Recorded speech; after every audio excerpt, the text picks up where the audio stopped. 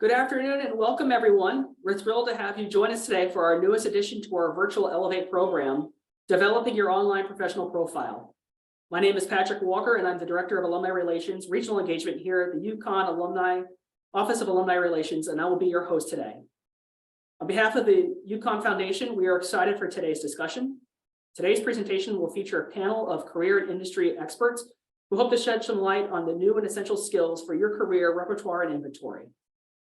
Before we jump in, a few areas of note to help you manage your webinar participation. There will be an opportunity to ask questions by typing them into the question box of your control panel. Feel free to type them as you think of them, and we will address as many as we can throughout the program. A survey will be sent out to you as we follow up. We appreciate if you would fill out the survey and let us know how we did today, and so we can continue to bring these type of webinars that you are looking for to enhance your careers. This presentation is being recorded and I'll reshare as soon as we are given everything records properly. And last, I'm going to be dropping in the instructions into the chat for us to use the closed captioning option. To take advantage of this option, please select your CC option on your Zoom toolbar and select Activate Subtitles.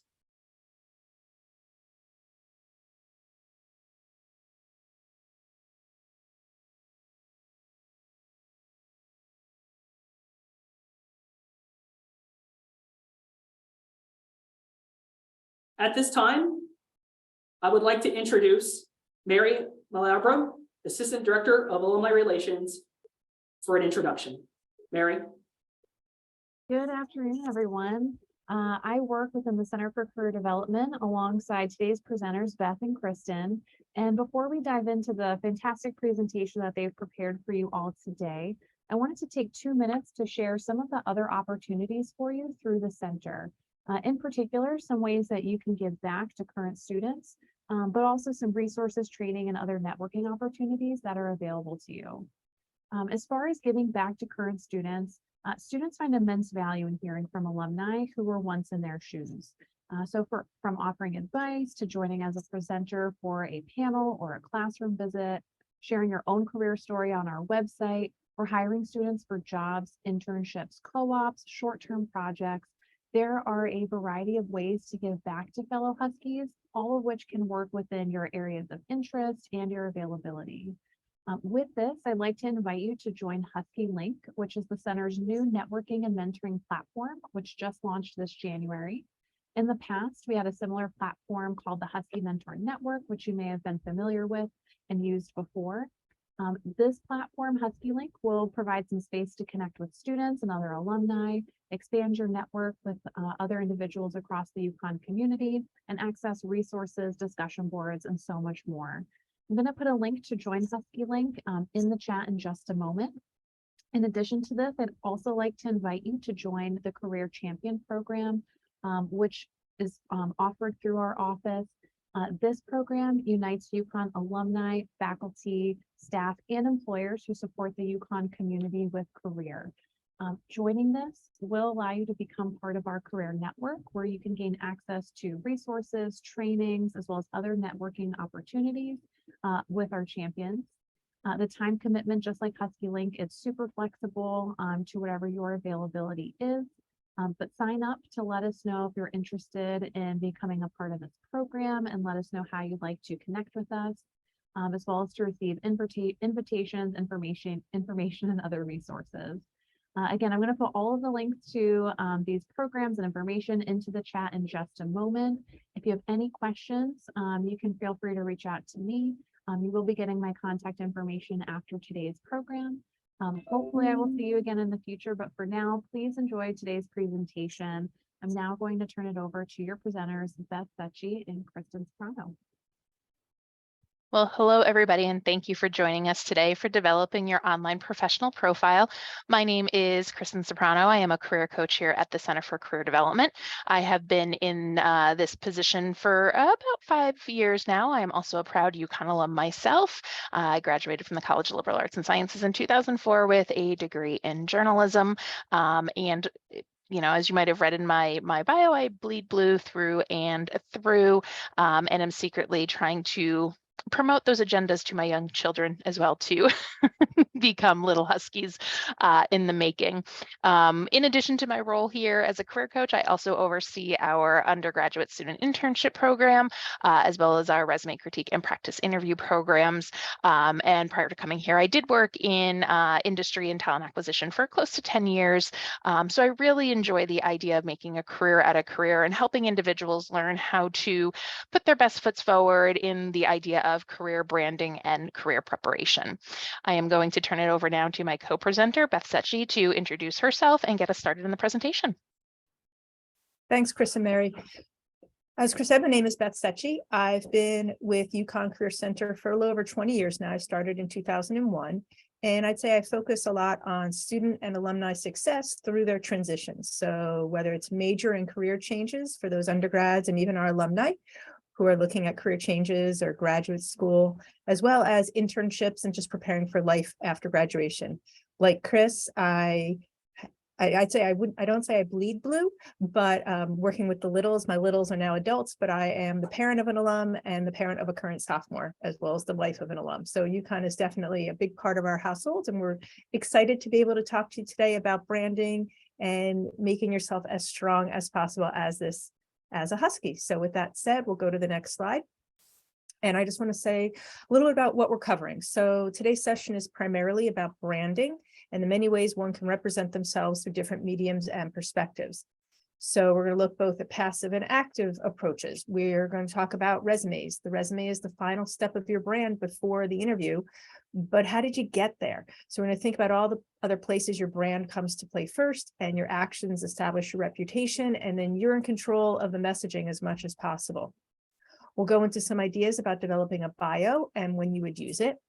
And lastly, and where we'll spend the most of our time today, we'll discuss how LinkedIn is a dynamic tool to keep reinforcing your message and your brand. If you have questions along the way, great. Please send them in the Q&A section on Zoom or chat if you want everyone to see them. Patrick will kind of be monitoring that on the back end. And if it's a question that seems to be one that should come up right away, Patrick will let us know. Otherwise, those will be brought up at the end of the presentation. And then if someone wants to reach out to Kristen or me afterwards, we'll give our contact info. And if you want to follow up with us, you are welcome to do that. So that's sort of what we're covering. All righty. So our session takeaways. Making intentional decisions and then either passively or actively representing ourselves through our messages that we send through word choices, photo images, and overall content really sets the tone for how others see us. Your professional image is featured in numerous places, and if you choose to be active, like it says on the screen, to be involved, you want to consider the audience, as well as how long the information will in fact be available to the public.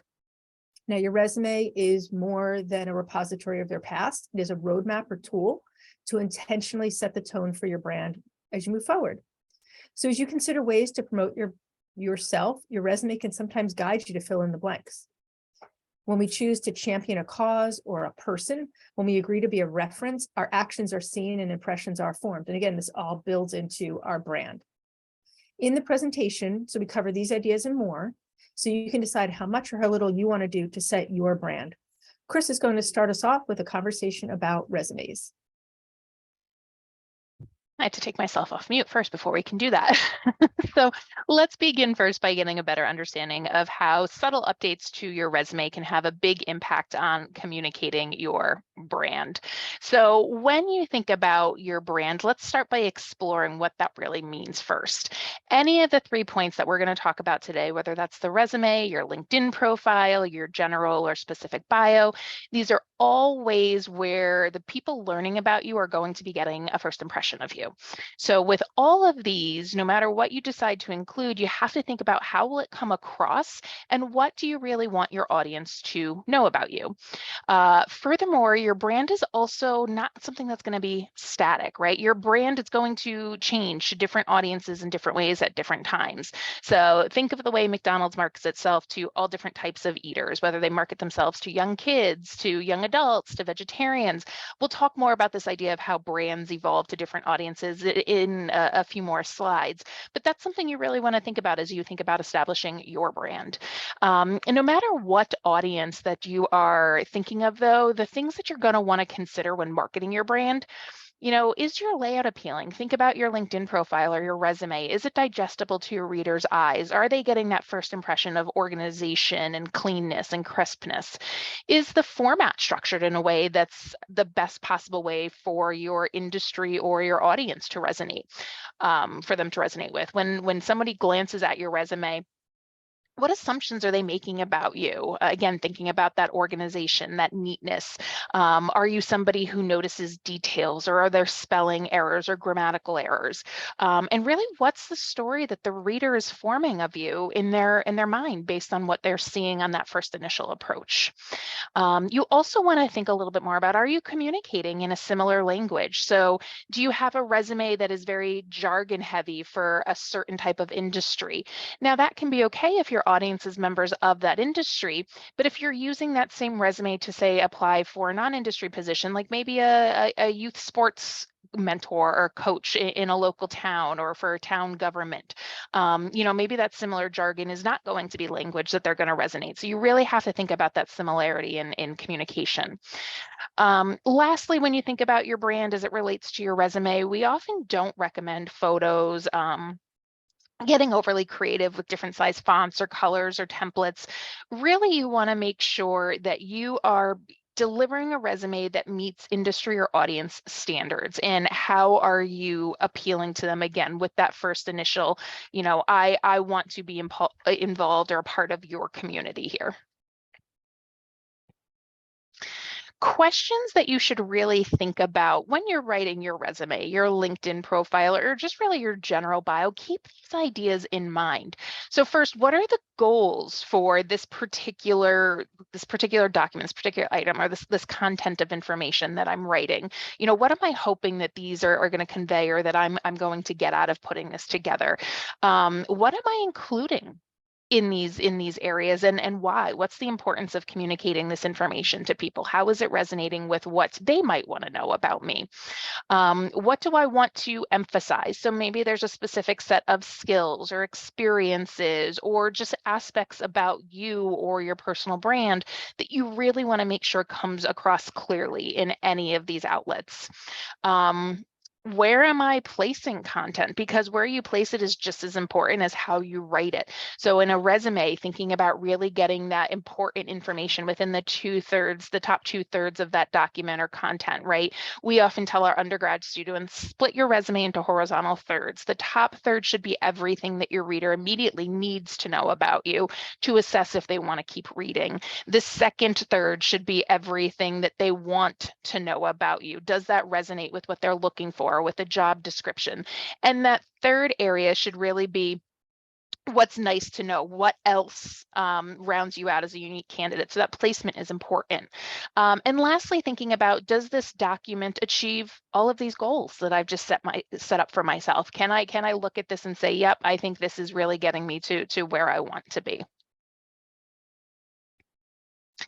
Now, furthermore, as you think about your resume, this is technically one of the largest marketing documents that's going to really be associated with your brand. And when you have this, your name is going to be put first and foremost above anything else. So again, it's attaching back to that personal brand of yours. The next thing that's going to follow that name and that contact is potentially one of these 3 sections that you're seeing here on the screen. Now, these 3 sections can exist independently, or they can be included in some form of combination. Like maybe you have a summary section, or maybe a qualification section that goes with the summary. Maybe your qualifications stand alone. But these are all 3 items that, again, just further emphasize the brand that you are offering your audience. This is where, when you think about the idea of an objective, a qualifications, or summary, where it's really important to think back to those questions we asked you to consider just a moment ago when considering how to build your brand and what you want people to know about you. So in the case of using an objective statement, this is something that's really optional to include on a resume.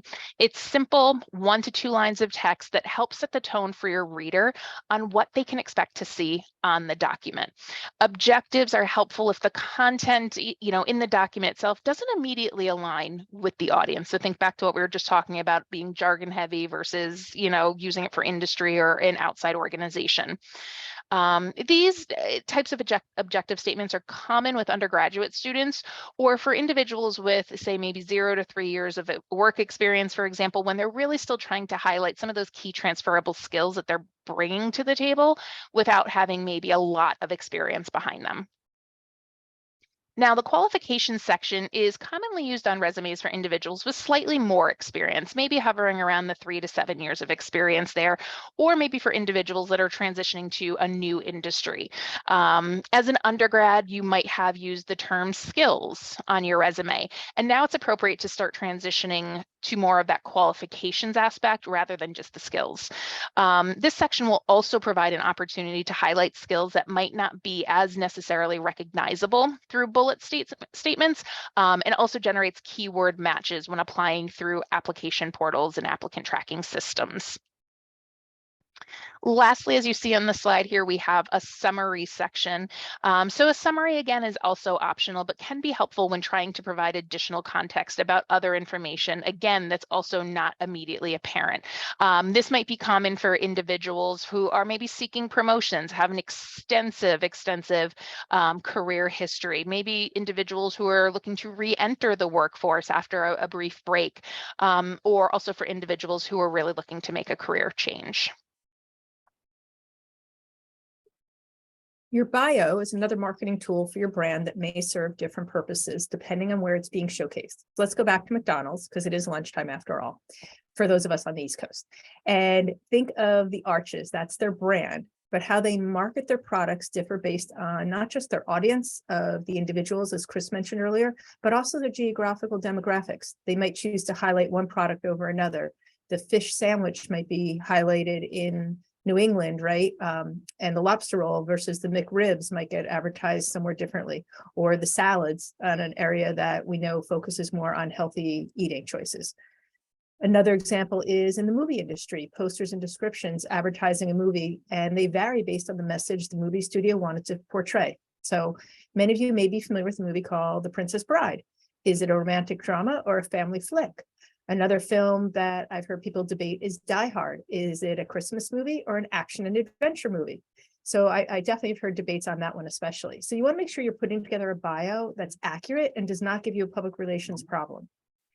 And this is because we don't always get to make that first impression in person ourselves. Someone else might introduce you to a third person and describe you. So how do you want to be described? The way you're going to do that is, as much as possible, is be in control of your brand through your resume, through your bio, through your LinkedIn profile. So by having a bio ready with the information you want shared and expressed will definitely help you set that stage. So on the next slide, we're going to look at the many places you might be asked for a bio. So as you write your bio, you want to ask yourself who the bio is for and who will see it now and or in the future. Do you choose to use a picture? Now, it might need to be formal sometimes, like a true headshot. Chris and I have had to do headshot photos for our Career Center website page, as well as write a bio. And we were given a very specific format how to write that bio. Keep in mind too, whatever image you have out there, again, it might live there forever. I have on my Zoom, if I stop my video for a moment, in this case, it's just my name, but sometimes I'm able to put in a picture of myself. And the one I've chosen is a picture of me during a spring break at a beach. I was fully dressed, but it was just a March day and I was in Rhode Island and I was able to go to the beach and I like the picture. So that's my image bio that I have in certain places as well. You'll need to decide how much to share, the level of personal and professional content. Is it tailored for a specific audience or is it more for a general presence? Some of this might seem like common sense. However, we want you to step back and just be intentional and thoughtful as you put together your bio. So your marketing will change based on how you showcase your brand, again, based on the audience. Are you just giving a couple sentences with your education and work history, or are you giving a couple paragraphs where you get to talk about family and hobbies and where you grew up? So as you can see on the slide, there's a number of places that you might be asked. Both Chris and I hold board positions with different volunteer groups, so we have a little bit more in-depth bio. But if I'm just a regular member in an organization as a volunteer, my bio is probably going to be a little shorter. If you are fortunate enough to have been selected for an award, you might have to write out a 3 or 4 paragraph bio that goes in the program. At work, as I mentioned, you may be needed to do that if there's a public website or if there's even just a company intranet. Or it could just be that there is no website, but again, in order to describe the different people that work in the office or in a department, when you have a new employee or you have a guest, you need to be prepared to give that, who am I about myself? So sometimes it's verbal, usually though it is in print or media. Speaking of media, again, think about your personal social media presence. What's the impression you're making online? And again, as you know, unlike Vegas, where things stay in Vegas, if it's online forever, and it's very hard to take it down, even if the original sources come down. So these are the basic categories of each LinkedIn profile that most people think about completing at a minimum. And you want to have complete and up to date. So make sure you're going in regularly. As Chris mentioned at the beginning, your profile and your brand are not static, they are dynamic. So we want to make sure that you are consistently staying on top of them, because this again comprises your overall professional face. You decide how much or how little the audience sees, you set the privacy settings. You can decide too when you want the audience to know of your changes, so you can truly use LinkedIn as a strategic tool. Now, each element of LinkedIn allows you to highlight attributes and or demonstrate your key qualities, such as your expertise, your values, your vision, etc. So we're not going through each of these individually because this is not a LinkedIn session. We did that in the past, and if you're interested in it, it was recorded and it's probably available somewhere through the foundation. You can check with Patrick. If not, you can always reach out to Kristen and me directly. We are going to highlight a few of these areas, though, in today's session to suggest ways that they can be used to enhance your brand. And remember the earlier slide about resume appearance, consistency, etc. The same will apply to your LinkedIn profile.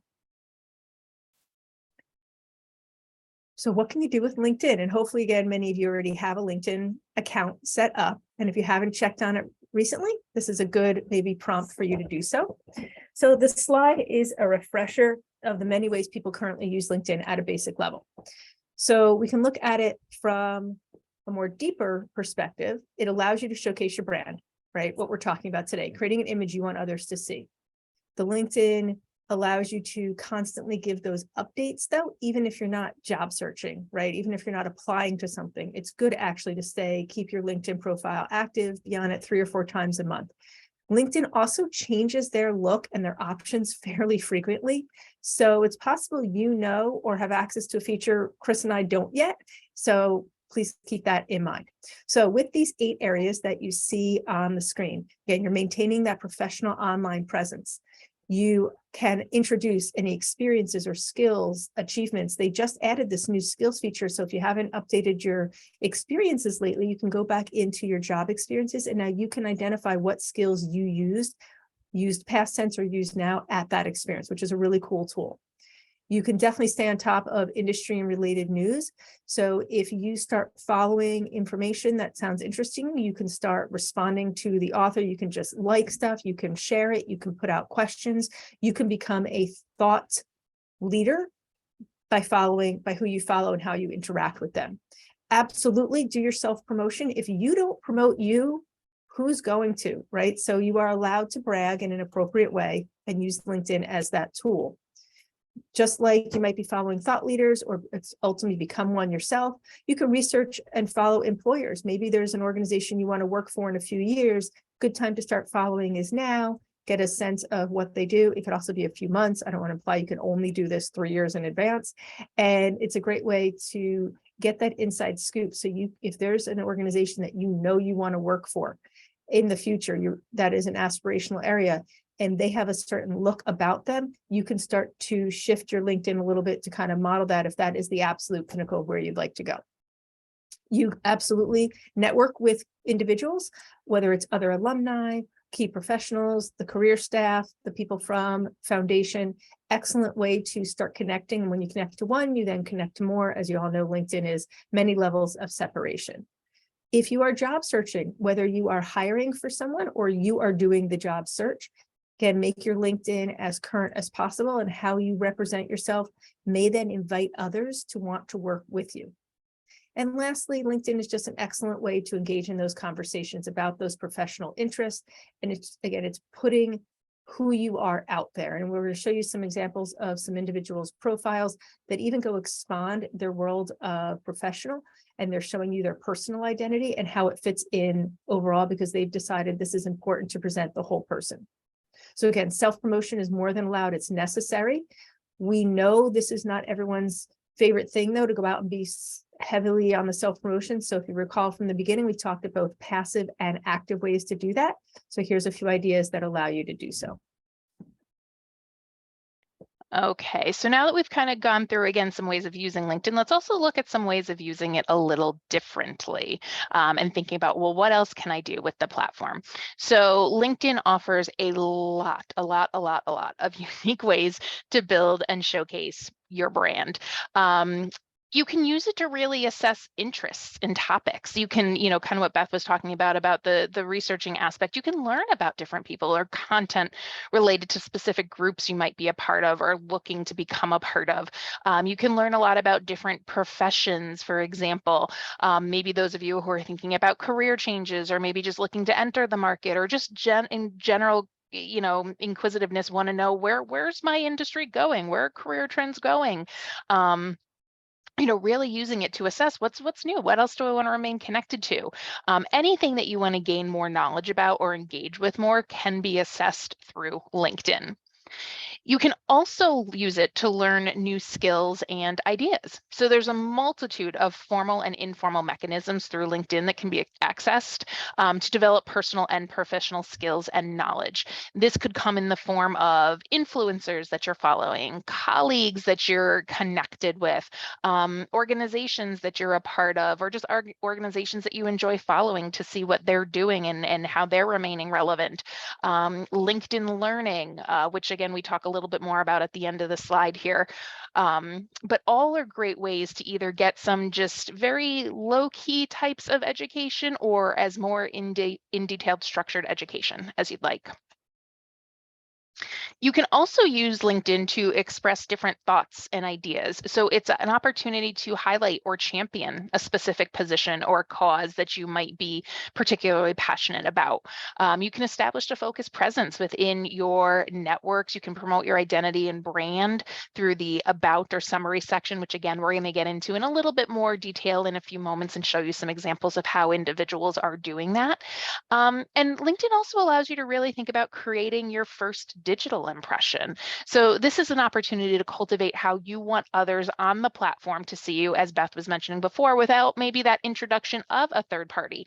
So, Beth has given the example in the past when we talk about these where think about being at an event and you're with somebody and a third party enters the conversation and that individual you're with says, oh, hi, so-and-so, this is, KRISTEN. I've heard so much about you. You don't know how others are finding you, how others are describing you in those situations. So this is really where you have the opportunity to set the tone of the overarching themes that you want people to know about you right from the start.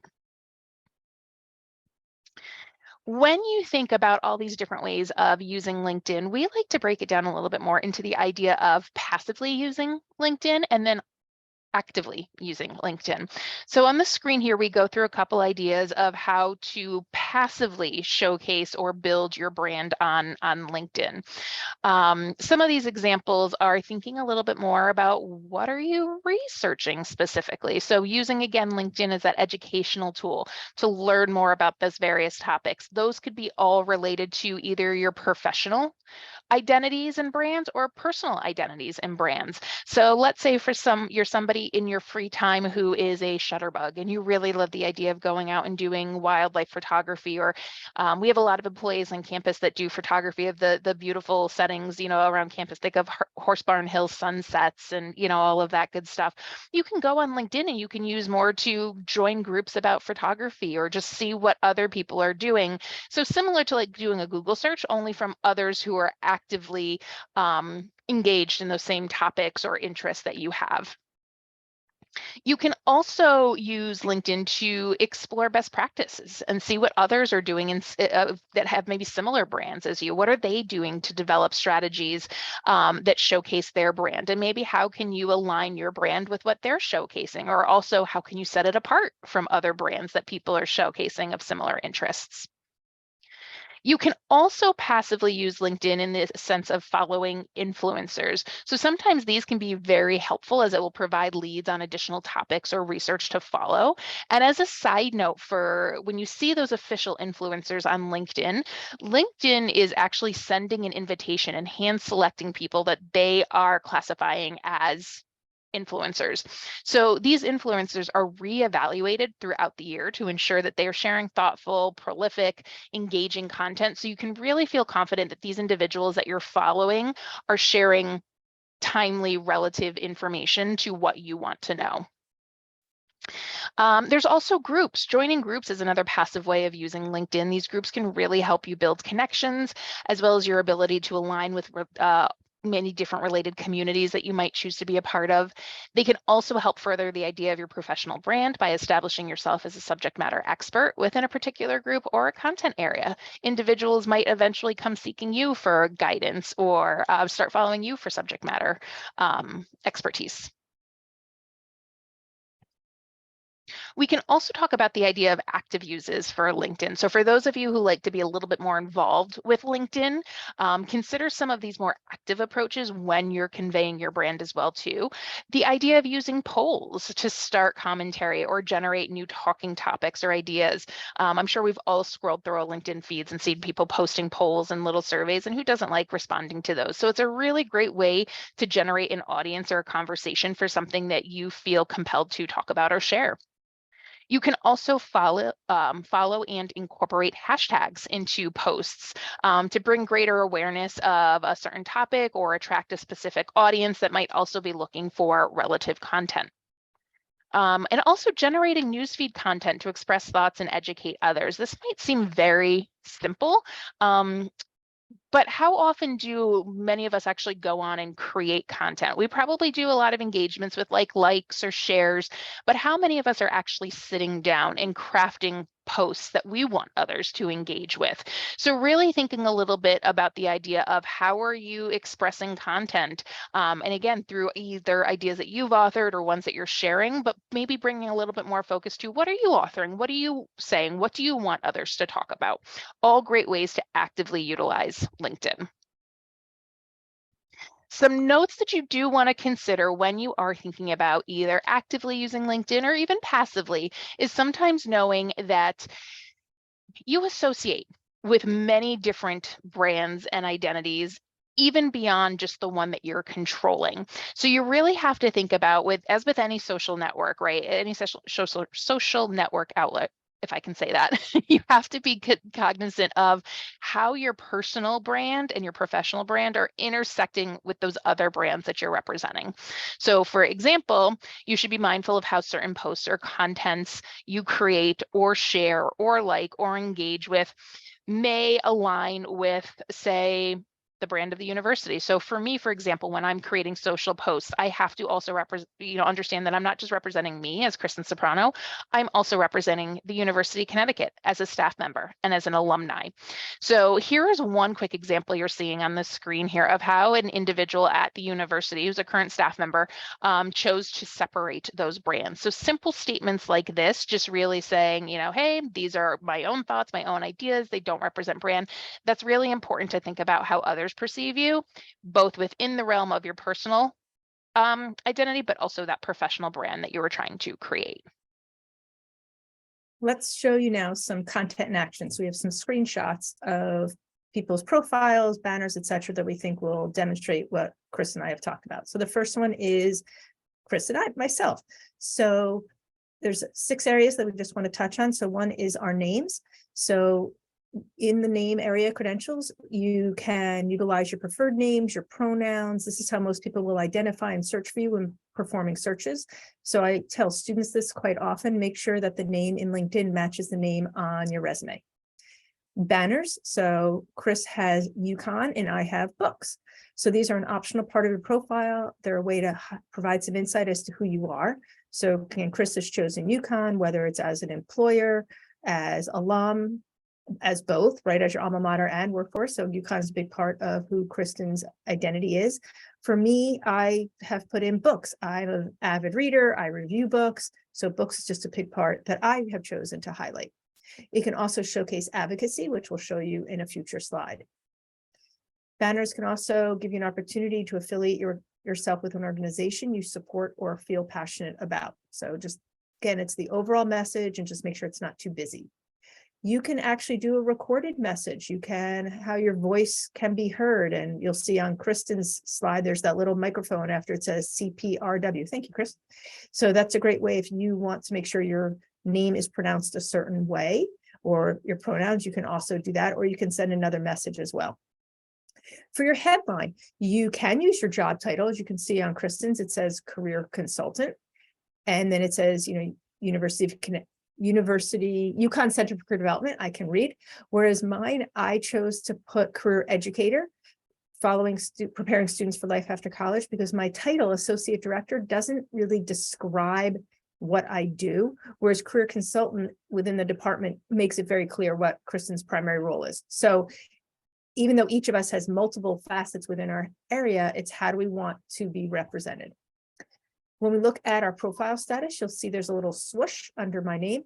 This screenshot was taken when we had active positions. So I had now hiring on there. If you are searching and you want everyone to know you're searching, you can also have a searching little swoosh, and it will be bright green. If you are doing it discreetly, there are some other tools that you can do to make it less obvious that you are searching, but still use LinkedIn that way.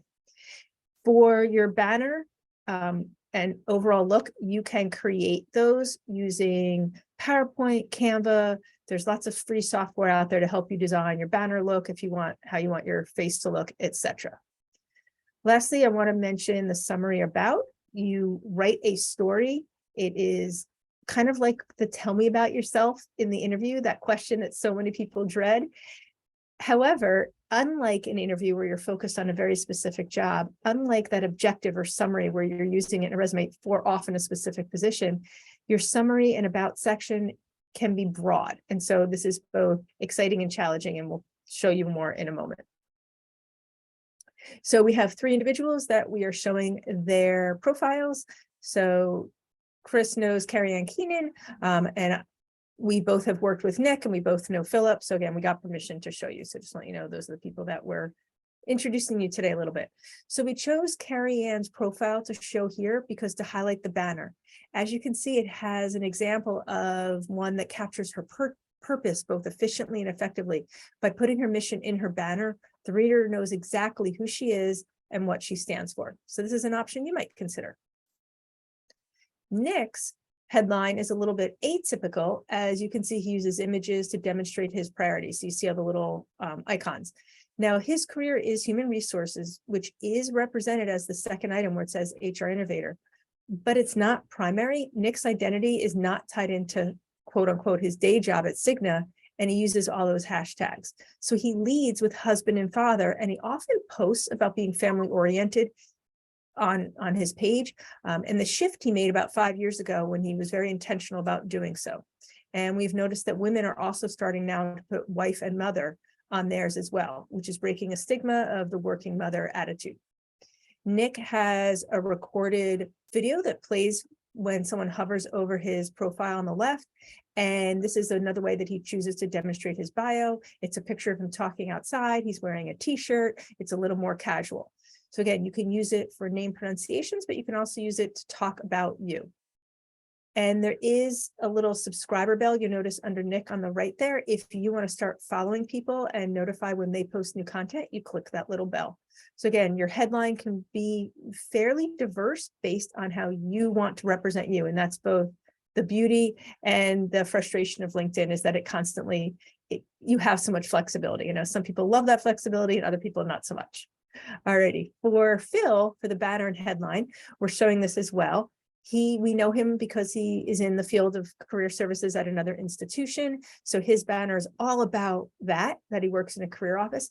He also has a podcast called Positive Filter, and he promotes it all the time. And it is a paid gig. So you can see his paid gig, right? His higher education professional, that's first. And then right away, he has his podcast creator second, because that's also incredibly important to him. So he wants people to know about it. So if that's something that you were interested in, you could always look up Phil on LinkedIn and learn more about his podcast and how he does it, in case that's something you might consider doing as well. So if we go into our summary and about section, LinkedIn has this place again for you to showcase anything you want about yourself. So be strategic. You want people to just, how do you want to present yourself to a broad audience? Knowing that it's broad, keep in mind that as you describe yourself, if you're job searching in one industry, you can include that information in the section and be more direct. So if you currently have a job and you're discreetly job searching, right, you're not going to put in your about section that you are job searching. You certainly, though, I'm sure, know the skills that are needed for a field you're going into. And maybe that's what you choose to put in your about section as something, as some of your strengths, kind of like that summary statement from your resume. Now, Carrie-Ann chose to repeat her mission statement as her opening line. As you recall, it's in the banner. When you go into a LinkedIn profile and you look at someone else's, only 4 lines show up until a person clicks on more. So those first 4 lines, use keywords, outline goals, make it strong, entice the reader. If you are a movie person, think of a movie trailer that doesn't go on and on and on. If you're a book person, think of the inside book jacket. It's that tease to draw you in, and then you open it up and you see the full information. So you'll use keywords, you might outline your goals. You absolutely can write in first person. Unlike a resume, you can use I, me, my, other personal pronouns. You can choose to have paragraphs. You can choose to have bullet point statements. Just make sure your grammar, like in your other documents, is correct. No spelling errors, etc. Go back to the slide that Chris mentioned earlier about the content, right? What is it you're looking to represent and how do you want it represented? And so you're consistent with your messaging. You can also have call outs to specific actions such as connecting. You can see at the bottom of Carrie-Ann, she gives some websites and gives clear information on how to reach her. There is, of course, the contact us in your header, but if you're comfortable putting it also in your about, why not? So just make sure you make the presence to reflect who you are in the way that you want to be approached.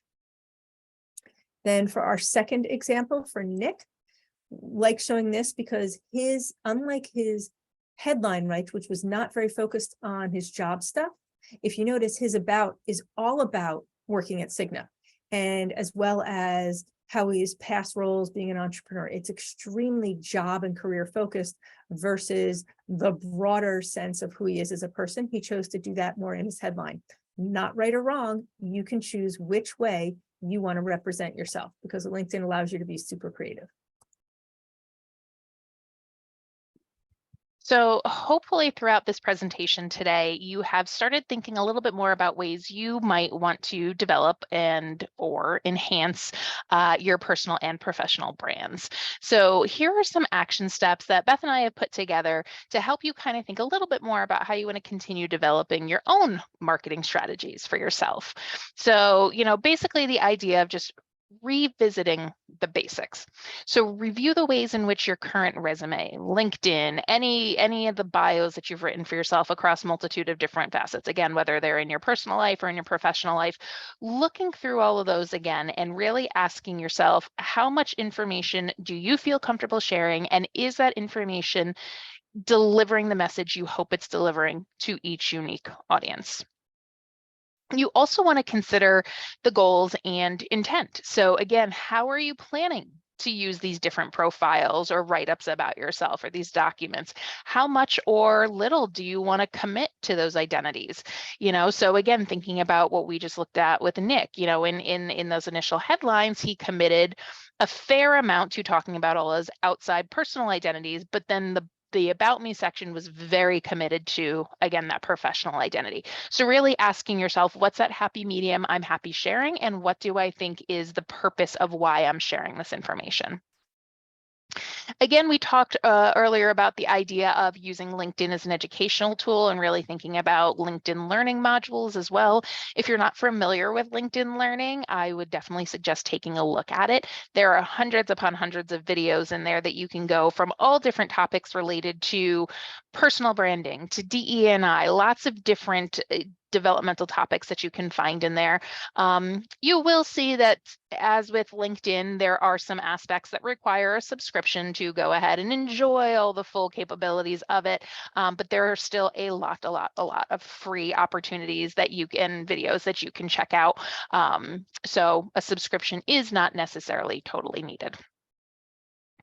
Again, we also talked about the idea of using and following hashtags, so really exploring what hashtags exist, looking at ones that you're maybe seeing people putting in posts, right? There are some people that go hashtag heavy at the end of their posts. So click on some of those, see what other people are using those hashtags for. Look up on your own, just maybe if you type in a hashtag that you think might be trending, and type that in to see where that brings you, and kind of play the role of Alice, going down multiple different rabbit holes.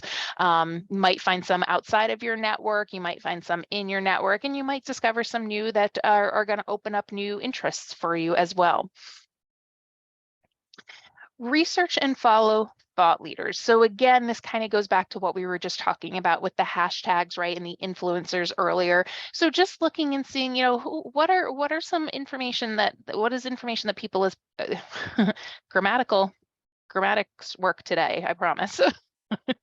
So thinking a little bit more about what is the information that people are putting out there that you want to be affiliated with, or you want to learn more about as well too, following those influencers and just seeing, you know, who are the brand leaders of the different areas you're looking for. Lastly, engaging in conversations around professional interests. So share ideas and thoughts, ask questions of people. This can help grow your network as well as help you be seen, again, as a subject matter expert. And it also really help open the door for professional development opportunities and or professional growth that might come your way as well. So at this point, we're going to go ahead and open it up for some question and answers. I do see that there's a lot of information going in the chat, so I'm going to ask Patrick and or Mary to step back in and let us know if there's anything that Beth or I should be addressing. Just looking through the chat, I know one question that came up was just for a person that was their first time attending these virtual seminars, where they can find past trainings and presentations. I've included in the chat a link to the UConn alumni YouTube page. This program will be available on this page in the next couple of days, but you can certainly take a glance at some past programs that have been offered virtually through the UConn alumni office. Other question was just sharing again the links that Mary shared earlier. Again, if there's any questions, feel free to share right now. We'll give it another minute, and then otherwise we'll go ahead and conclude the program.